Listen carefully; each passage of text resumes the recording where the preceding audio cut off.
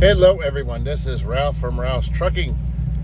You all know I drive for Tyson Foods. I've been driving for Tyson for the last 2.5 years, since March of 2022, the end of March. Now it is September of 2024. I'm doing a video of the common questions I get about driving for Tyson Foods. So let's get into it. Cue that intro.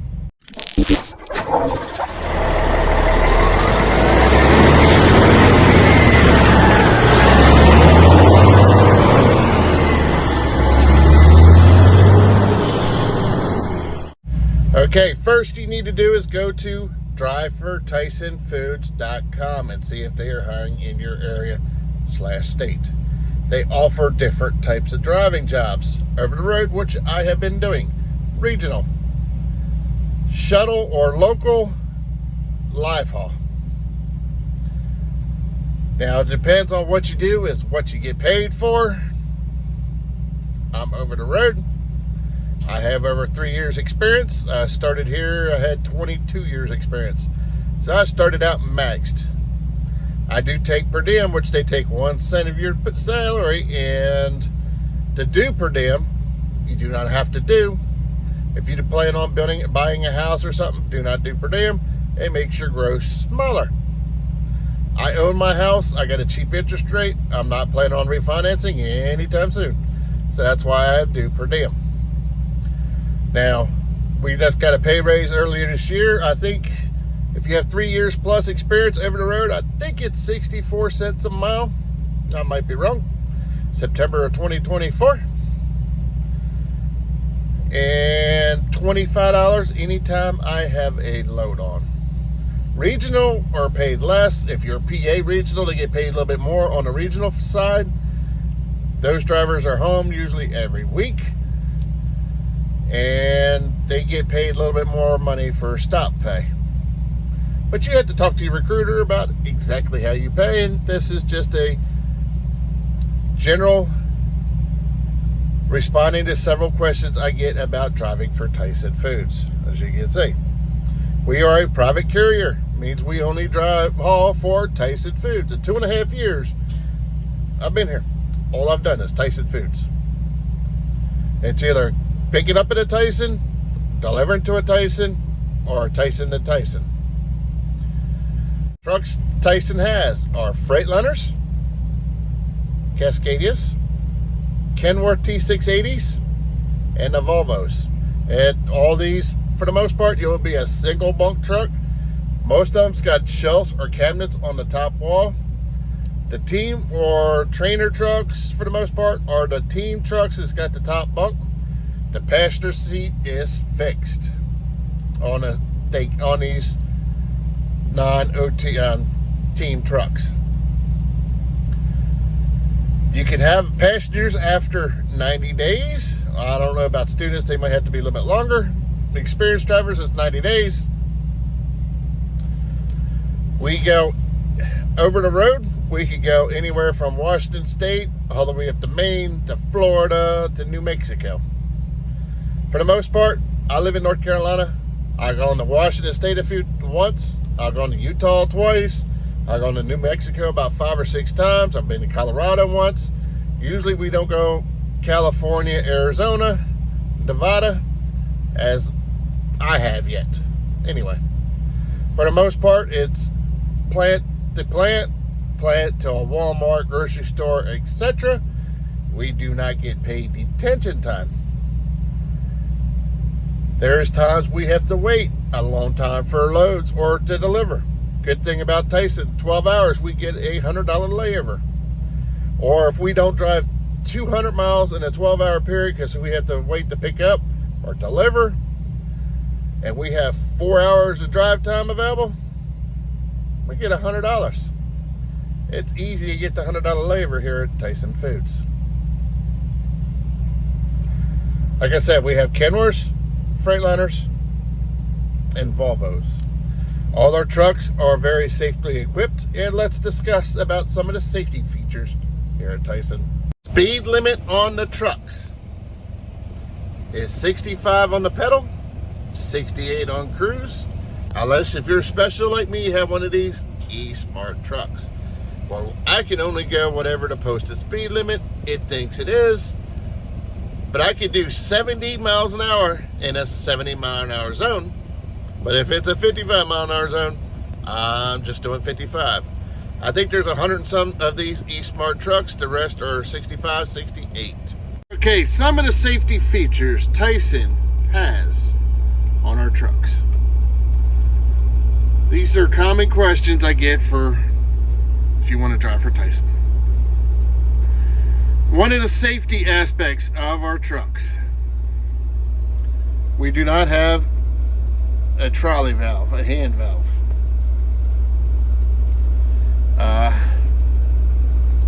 We do have air suspension gauge. It's also in the dash on the Freightliner.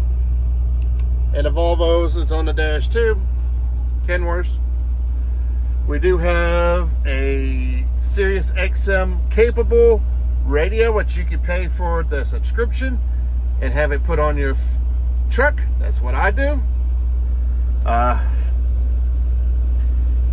Full gauge, full switches, your dome lights, floor lights, dome light, utility lights, your spin.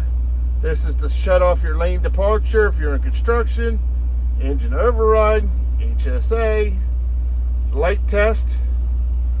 Here is your interaxle lock, automatic fifth wheel release. You push this for a couple seconds, it will release your fifth wheel majority of the time.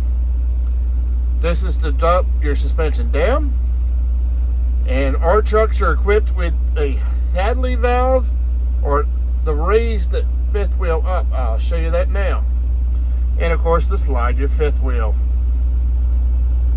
This is some of the aspects here at Tyson. They are a very safety-oriented company. Raise your airbags. You hit the switch. First, let me show you what the airbags look like. This is the normal height of your fifth wheel. Now, fifth wheels. Freightliner does not have the bolt on the front like Kenworth and the Volvos do. But that is standard height. Raise your airbags. Push up. It's saying air suspension is moving. Here's the airbags raising up.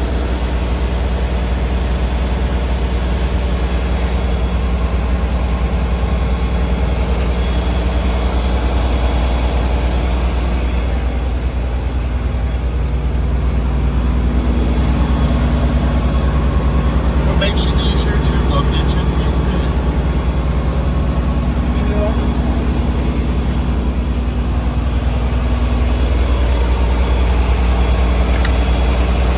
That is your airbags all the way up. Why does Tyson do this? Let's talk about it. And here it says, suspension raised, speed will be limited. And all you do is, and it'll go back down to normal height. But why does Tyson include that in the trucks?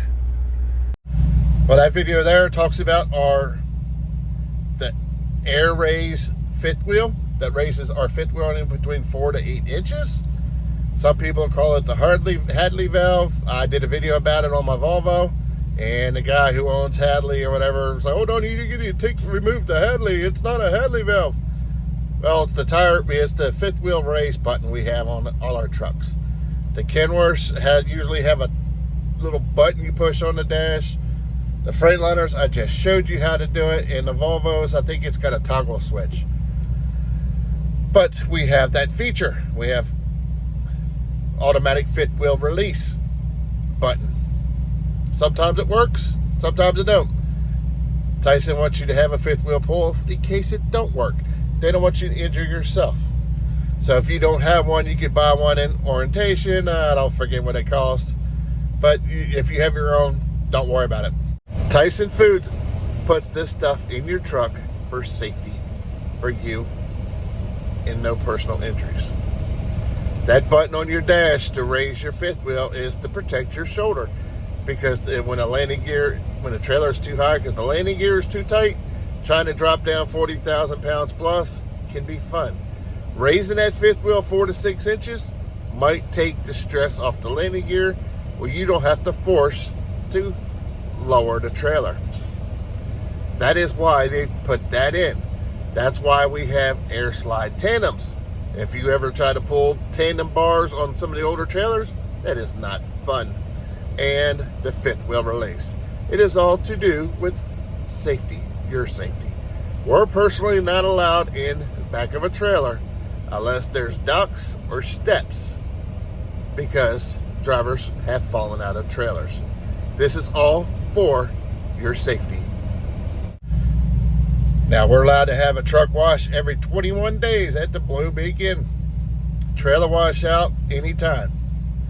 There is times we cannot go to a Blue Beacon to get a washout because there's no Blue Beacon around. So, best part is carrying some cash, because a lot of truck wash only is cash only. Some do credit cards, some is cash only. So it's good to have $60 to $100 cash with you just in case. You turn in the receipt when you sending your bills via TransFlow, and you get your money back 1 day to 3 days. It depends on what they're doing. Sometimes it can be 1 day. I've gotten it back as quick as 2 hours, and I've gotten it back as 4 days. But you get your money back, they put it on your ComData fuel card. Any reimbursements goes on your ComData fuel card, and then you can transfer it from there to your bank account. That's what I do. Now, over the road, drivers, home time, it depends on you. I think it's a day and a half for every week you're out. I usually do not go home the whole time I'm supposed to, because the longer you're home, the less you make. So I usually go home every between 3 to 4 weeks, unless something's coming up, and then go home for 4 to 5 days. That's what I usually do. Sometimes more, sometimes less. Like I said in my earlier video clips, Tyson is a very safe and oriented company. Anything they can do for safety, they do. Now, when we do go out west, you have to have chains, but Tyson's policy is we don't have to chain. Just park. That's how I understand it. Now, we are kind of forced dispatch, except in New York City. We could turn that down, and they've offered that to me one time, and I told them no. I wasn't going to get to the Bronx on Memorial Day weekend out of hours. So, matter of fact, that load didn't even get loaded. That was 2 years ago. But, for the most part, it is forced dispatch. If you have a problem, say, hey, I don't think I can make it, just tell them. Our trucks have built-in power inverters. That's what this is. This is a bunk heater. The Volvos are in the back wall. The Freightliners and the Kenworths have that. And a Carrier APU, which all you have to do is just push this.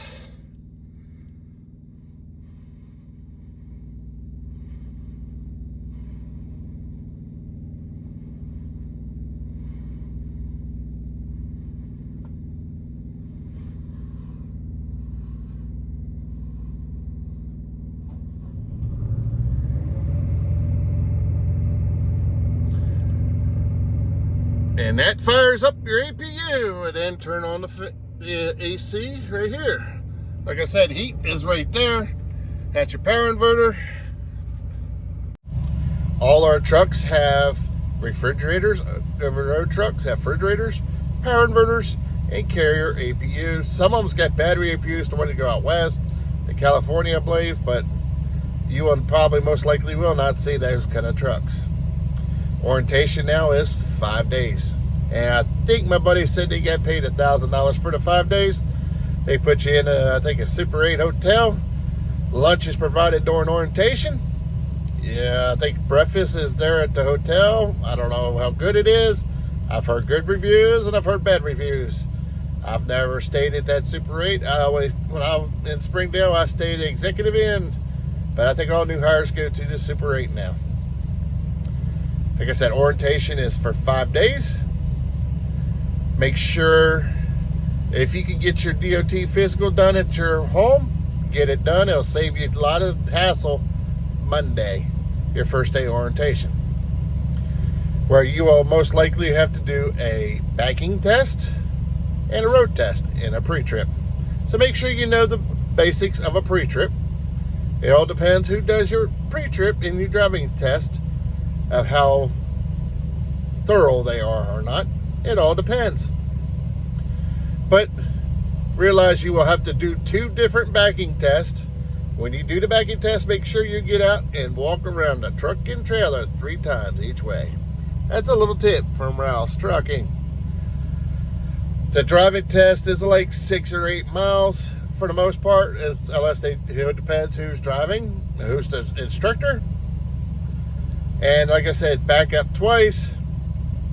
And then before your 90 days, you'll have to go back.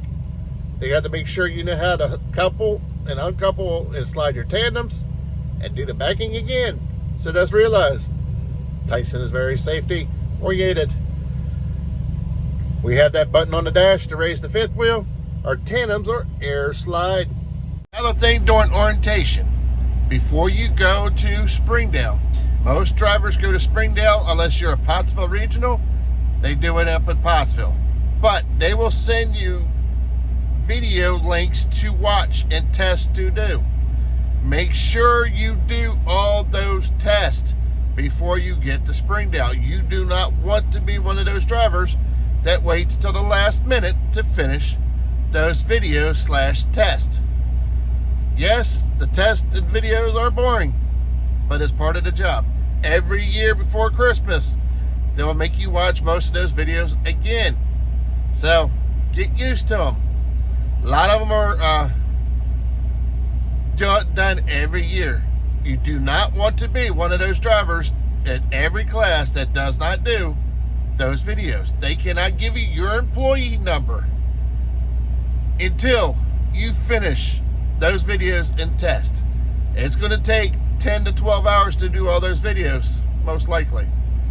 Sit down, buckle down, and watch the videos and do the test. Some of the tests are pro treads. I'm sure you've done them before. You do the same ones over and over and over again. Make sure you do those tests before you get to Springdale or orientation. You do not want to be one of those drivers who don't do it. Thursday afternoon, about 2 o'clock Central, is when the pay cuts. So any loads you have delivered before Thursday at 2 o'clock will be paid that following Thursday morning. Now, if you're in the middle of a trip, you can ask your dispatcher to split the trip so you get the miles till Thursday afternoon on that next Thursday's check. It all depends. There's times I do it. Most of the times I just let it ride.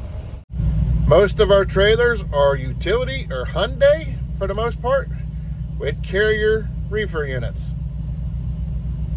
Our locations has scales, others do not.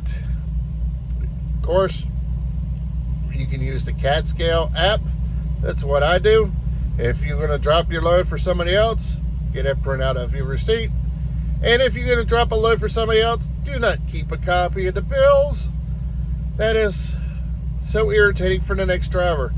Has to go somewhere to find out the place to get some copies made because some driver kept a set of bills. 2 sets of bills stay with the load. If you want to have a copy for you, stop and make your own copy or take a photo with your phone. We use the TransFlow app on our phone to send our trips into Tyson Foods. So, if you have any more questions about Tyson Foods, leave comments down below or send me an email. My contact information will be in my description with my employee number. If you want to come to Tyson Foods, you can use my employee number if you want. No forces. So, I hope this answers some of your questions about Tyson Foods. The pay depends on the experience and what division you want to work for. Like I said, my contact information, my email address, employee number will be down below in the description. If you're new, hit that subscribe button, thumb up the video. I hope this answers most common questions you get for drivers who want to come to Tyson Foods. Talk to you later. Thank you for watching.